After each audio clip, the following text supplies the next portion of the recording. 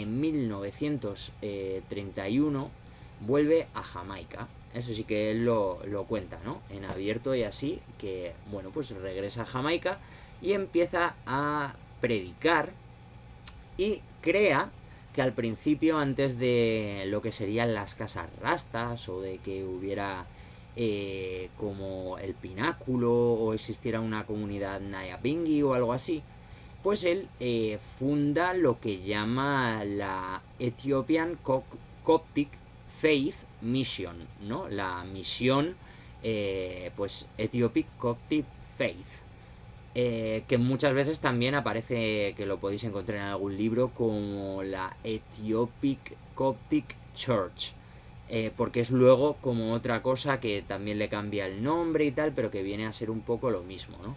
Y pues, ¿qué hace con esto? Pues como que coge una especie de sitio, ¿no?, donde se reúnen y él pues empieza a predicar pues en la zona en la que justo hace su misión, que es en una zona de Jamaica que se llama San Andrew, en el distrito justo de Benoit, que es donde él empieza a trabajar, ¿no? Y precisamente decide ir a Kingston porque en Kingston ya estaba predicando Leonard Howell, ¿no? Por eso hemos empezado a hablar primero por Howell, por ponerlo un poco cronológicamente cómo ocurrió, ¿no? Porque Howell realmente fue el que empezó un poco a agitar ahí, a agitar el árbol, ¿no? Como quien se dice en las calles de Kingston, pues predicando, ¿no?, ya sobre este nuevo mensaje, esta nueva idea, como lo queráis entender o llamar.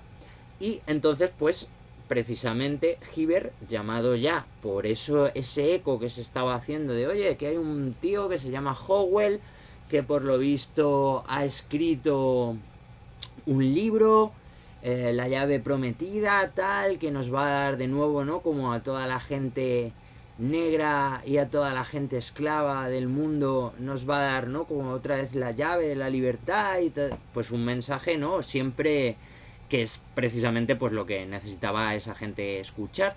Y entonces pues acude también allí a Kingston, que era donde estaba, digamos, todo el centro, todo el epicentro, ¿no?, de ese nacimiento de Rasta. Pues aparece allí también Hibbert, pues para unirse un poco a Howell en la predicación, pero cada uno por su lado, ¿vale? O sea, no es que estuvieran tampoco ahí a tope. Hibbert luego también es muy importante porque además funda el Ethiopian World Federation. Vamos, es por lo menos uno de los miembros fundadores, porque lo fundan entre más gente, pero es uno de los miembros fundadores, ¿no? Entonces, como que todas estas asociaciones, agrupaciones, logias, ¿no? Porque cada una es una cosa. Una es una asociación, otra es una logia, otra es...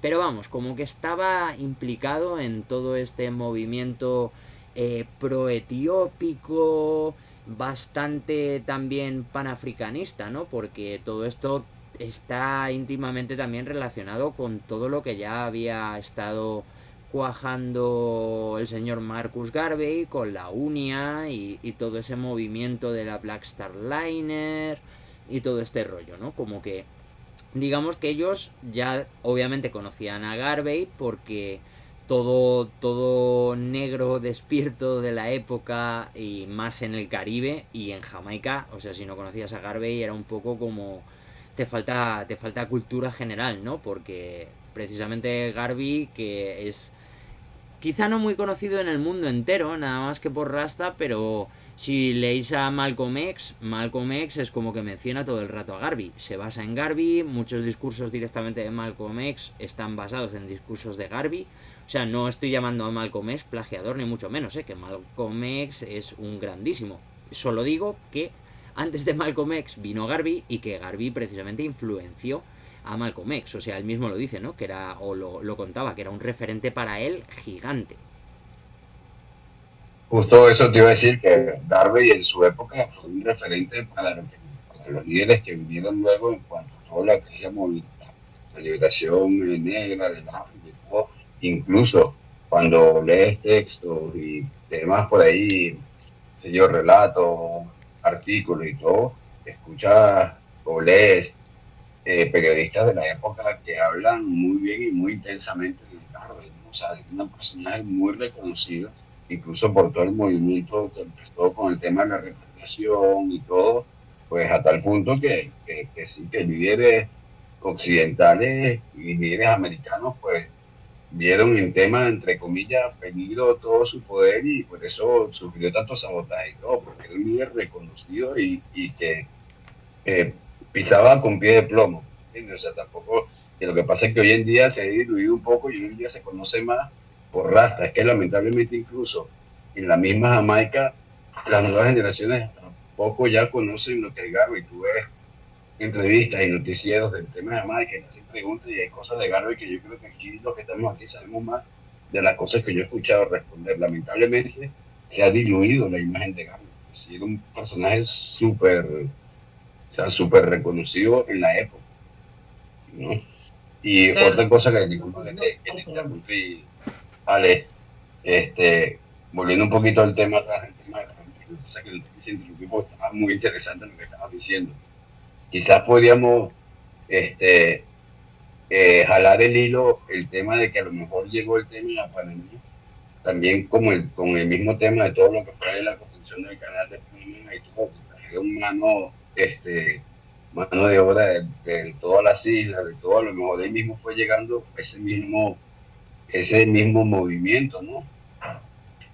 A lo mejor se podría ir, en vez de por Costa Rica con Giver, a lo mejor por el mismo Giver, pero desde Jamaica con alguien que ya venía, qué sé yo, con su mensaje, podíamos de repente tirar del hilo por ahí, a lo mejor se consigue algo. Efectivamente, efectivamente, sí, sí, es muy buena esa. ¿Ibas tú a decir algo también, Laura?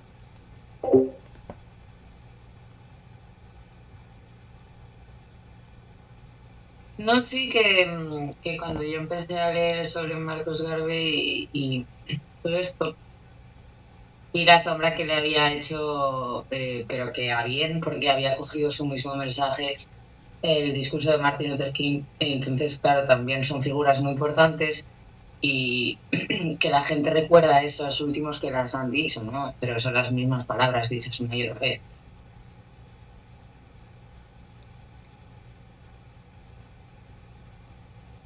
Eso es. Y un poco al hilo de lo que decíais los dos, efectivamente a Marcus Garvey, por eso, porque como ha dicho, como ha dicho el hermano, Marcus Garvey vieron que tenía un poder bastante grande en la época, porque el mensaje de Marcus Garvey era muy bueno. Y si os dais cuenta además, Marcus Garvey que vivía muy bien, o sea, era un tío que tenía una posición, digamos, muy elevada para aquella época y a diferencia de los grandes ideólogos de aquella época que escribían, ¿no? Decían, venga, sí, claro, la revolución, pero desde su sillón en su castillo, ¿no? Este señor pues salió de su castillo, de su sillón y se infiltró, ¿no? Como trabajador en condiciones de mierda con el resto de la gente para conocer de primera mano cómo es vivir así. Es que si no, no puedes arreglar las cosas si tú no eres parte de ello. No hay una persona que está en ese escalafón, no va a poder tener poder de cambio, de cambiar las cosas, porque estás en el último, digo, peldaño, ¿no? Y a veces es necesaria esa mano con la humildad y la conciencia de... Claro, por eso tuvieron que frenarle. Es que imaginar que era un tío que iba donando prácticamente el dinero para que la gente iba fundando periódicos por países y iba creando sindicatos de trabajadores cuando todavía los sindicatos de trabajadores no estaban comprados porque ni siquiera lo sabía, ¿no? Los recién creaba, o sea, era alguien activo, no era el típico que escribía un manual para la buena vida, ¿no? Y te lo daba y te decía, ala, venga, aplicarlo que yo ya, ¿no? Me he montado la idea perfecta, ¿no? Sino que era un tío que construía eso en base a lo que veía viviendo como esa gente. Como la gente desfavorecida, ¿no? Por eso era un ejemplo brutal o sea, ya puede ser rasta, ya no puede ser rasta, ya puede ser pro Jamaica que no, que Marcus Garvey es una figura muy buena en cuanto a todo, ¿no? Porque es alguien que con sus posibilidades hacía lo que buenamente podía el hombre y mucho más. Es que por eso es que su mensaje caló tanto, tanto en la época como se mantiene actual, porque viene desde la experiencia, no desde una teoría, sino desde la experiencia. Entonces, por eso a la gente le cuadraba tanto, le caló tanto el mensaje, lo sentían de verdad, porque es que era un mensaje que venía desde la realidad, no como dijiste tú, desde un sillón sentado haciendo teoría. Así es muy fácil. El señor, pues se la sudó, se ensució las manos y habló con la realidad. Entonces, por eso el mensaje caló tanto. Yo veo por lo menos la figura de Marcos Garvey, yo siempre lo he considerado. Yo digo, Garvey no fue un rasta, nunca lo quiso ser y no es un rasta, pero fue una figura tan importante en la época. Seas africano o no, es una persona que incluso cuando lees sus palabras te llegan porque es que son vigentes, porque viven más allá del mundo negro, vienen desde una realidad que vive el más desfavorecido y que hasta el sol de hoy la viven, o sea, con otro sistema alrededor, pero que siguen viviendo. Y otra cosa que también yo creo que por lo que hicieron que la imagen hasta el sol de hoy de Garvey se haya ido diluyendo es porque a diferencia de otros líderes del momento y un poquito de más adelante, de otros líderes negros, es que Garvey hablaba siempre directamente de un gobierno africano, de la repatriación en el continente, de que el negro tenía derecho a hacer su república, su gobierno, que se entendiera y que fuera de la misma cultura. Mientras que en el momento incluso más adelante otros líderes hablaban de mejorar las condiciones de vida de los negros en los países donde estaban, en Estados Unidos o acá en Europa. Claro, el mensaje de Garvey era más directo. El mensaje de Garvey es, no señor, si nosotros no somos de aquí, nosotros tenemos que ir a construir un, una república nuestra, un país nuestro, un gobierno negro. O sea, eso sabemos todo cómo es un poco. O sea, no me cuadra cuando sabemos la importancia que tenía África en la historia, tanto espiritual como de riquezas materiales, todo como para que viniera alguien a agitar el avispero y enseñarle a esta gente que son fuertes, que si se nos unen nos comen. Entonces, por eso un poquito la visión de Garvey la ha ido un poco echando al lado y van resaltando la de otros líderes que lo que hablaban era de mejorar las condiciones del negro en el país donde residía.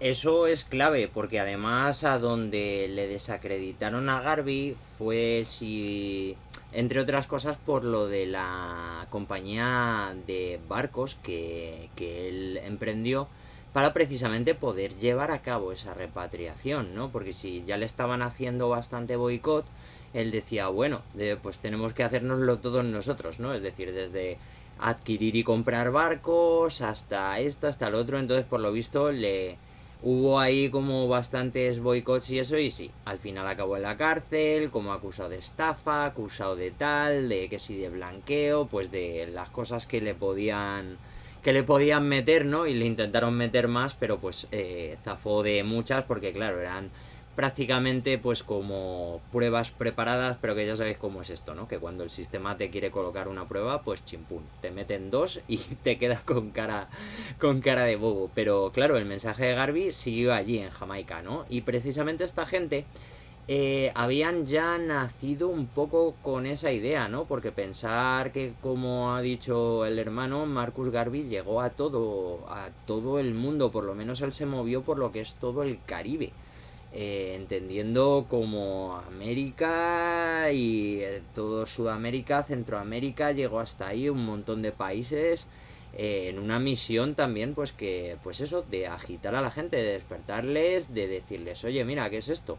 Y tanto que llegó a juntar, no sé si os habéis dado cuenta, cristianos, llegó a juntar gente que directamente eran como que creían en el vudú o lo que fuera, y musulmanes, porque daba igual, o sea, era como él decía, él tenía sus ideologías, obviamente. Marcus Garvey era cristiano, y cristiano además ultra convencido, ¿no? O sea, que de los que pensaba igual que el cristianismo es una religión africana, porque es algo también como que el propio Garvey decía, ¿no? Que le decían mucho, que como que eres un negro reengañado, ¿no? Porque como que te han te han reencaminado con una religión del hombre blanco, ¿no? Del demonio colonizador. Y él decía, no, no, no, que va, si esto viene de África, ¿no? ¿Qué pasa? Que Jesucristo era blanco, ¿no? Y entonces pues como que él tenía su idea, pero sí que es verdad que tenía una máxima que era simplemente que, bueno, pues que las cosas son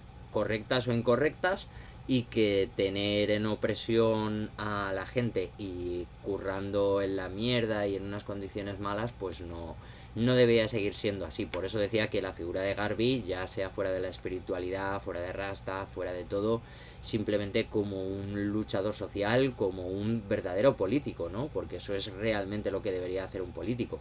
Y lo que hacían en Grecia, ¿no? O sea, tú te infiltras, tienes que ir a las condiciones de lo que quieres cambiar para conocerlo, y cuando tú lo conoces, porque lo has vivido, ¿no? Entonces sabes lo que tienes que hacer. A mí, una de las cosas que siempre me ha gustado de la similitud de la cultura rasta es el nuevo llamamiento y la liberación, así, de todo el mensaje de las primeras canciones, ¿no? De la liberación de la esclavitud y luego también de la mental. Que pues como el pueblo de Israel, o sea, es un poco así cuando estaba en Egipto y antes de que Moisés pues les sacudí, el avispero lo tenía que también sacudir y decirles, oye, que somos muchas generaciones de cientos de años aquí engañadas, no tienes por qué estar esclavo aquí trabajando, pues era lo mismo. Y esto pues pasó 2000 años, o sea, miles de años más tarde. 4000, por ahí. 2000, sí, por ahí.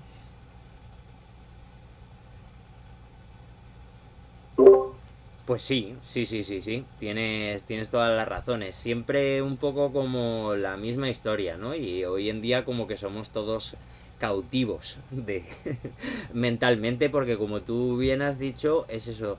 Nosotros como rastas, los primeros ancianos nos cuentan en sus libros, precisamente, que la liberación primero debe de ser mental. Y que decía además también Marcus Garvey, que antes de la repatriación, que sería esa liberación, tiene que haber una reparación, ¿no? Primero hay que reparar.